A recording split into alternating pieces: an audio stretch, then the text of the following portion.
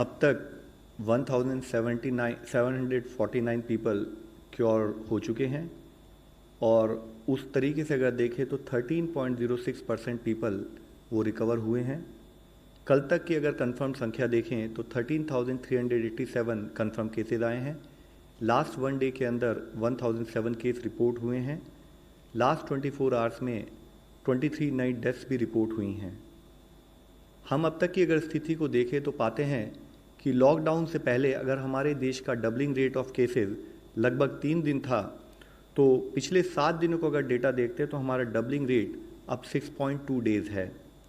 और मैं आप लोगों की दृष्टि में लाना चाहूँगा कि 19 स्टेट्स ऐसे हैं, 19 स्टेट्स और यूनियन टेरिटरीज ऐसे हैं जहाँ पर कि डबलिंग रेट देश के एवरेज से भी कम है।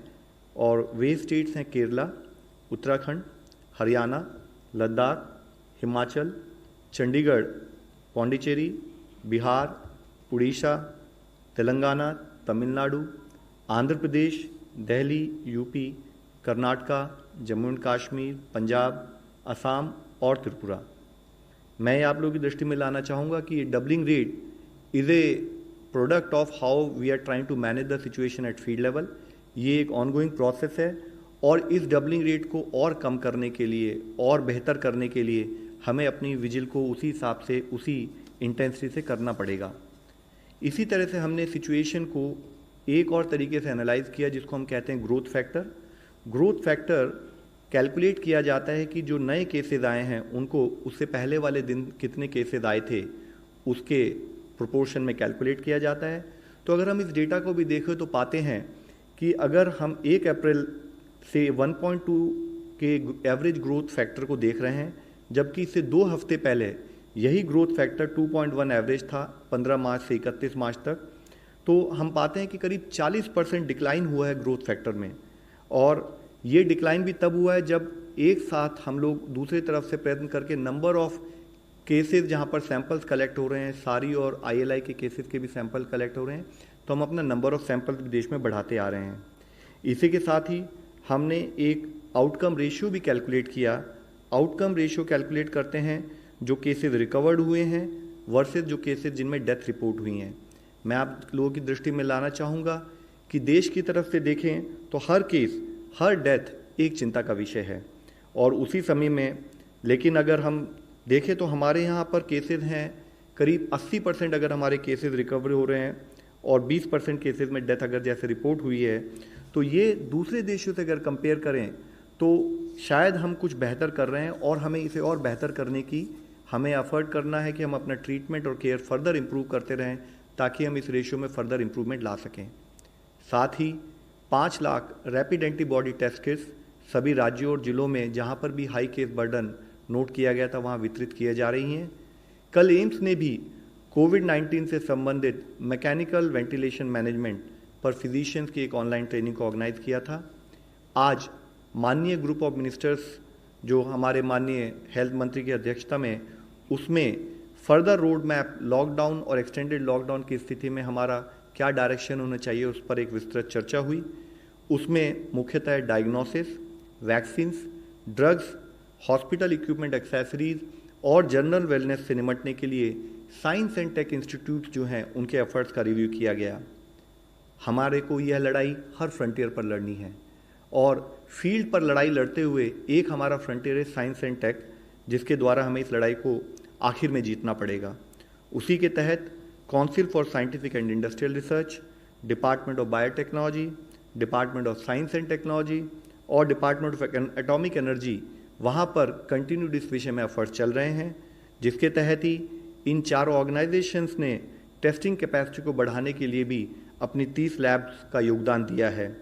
हमारे एफर्ट्स प्राइमरीली फोकस्ड हैं न्यू रैपिड और एक्यूरेट डायग्नोस्टिक किट्स बनाने में, जो कि अपना रिजल्ट 30 मिनट में दे सकें। साथ ही इनोवेटिव पूलिंग स्ट्रैटेजीज बनाने में, ताकि हम लिमिटेड टेस्ट होते हुए भी अगर उसको और एक्सपैंड करना चाहें, larger number of people cover करना चाहें, उसके लिए काम कर सकें। इसके साथ ही इंडिजिनस सिंथेसिस जो क्रिटिकल कंपोनेंट्स हैं हमारे को डोमेस्टिकेट प्रोडक्शन के लिए, उसको हम कैसे बढ़ाएं, उस पर एफर्ट्स हो रहे हैं। साथ ही वायरल सीक्वेंसिंग, जिसके द्वारा हम एपिडेमियोलॉजी और पोटेंशियली इंपॉर्टेंट म्यूटेशंस को आइडेंटिफाई कर सकें, उस पर काम चल रहा है। इसके साथ ही वैक्सीन डेवलपमेंट की दिशा में inactivated virus, antibodies to major antigens, monoclonals और आरएनए बेस्ड वैक्सीन पर भी काम किया जा रहा है। भारत ग्लोबल पार्टनर्स के साथ काम कर रहा है ताकि हम ये सुनिश्चित कर सकें कि हमारी इफेक्टिव वैक्सीन डेवलप की जाएं और हम जल्द से जल्द उसको पब्लिक को मुहैया करा सकें। यह एक टाइम कंज्यूमिंग एफर्ट्स है, लेकिन हमारे सारे एक्शंस इस पर फोकस्ड हैं कि कैसे हम इस प्रोसेस को स्पीड अप करें।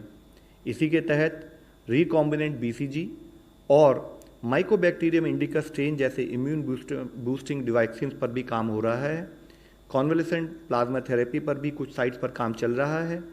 डीबीटी ने इसके साथ ही लार्ज स्केल एफर्ट्स लिए हैं कि कैसे ह्यूमन मोनोक्लोनल एंटीबॉडीज फॉर कोविड-19 पर काम करें।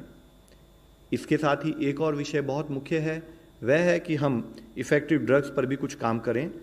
हमारे सामने वर्तमान में कई पोटेंशियल ड्रग्स हैं जिसमें से कोई भी अभी फुली प्रूवन नहीं है और उनमें से कोई भी अगर इंडिया में नहीं बनती है तो उस पर भी हमें एफर्ट करने की ज़रूरत है।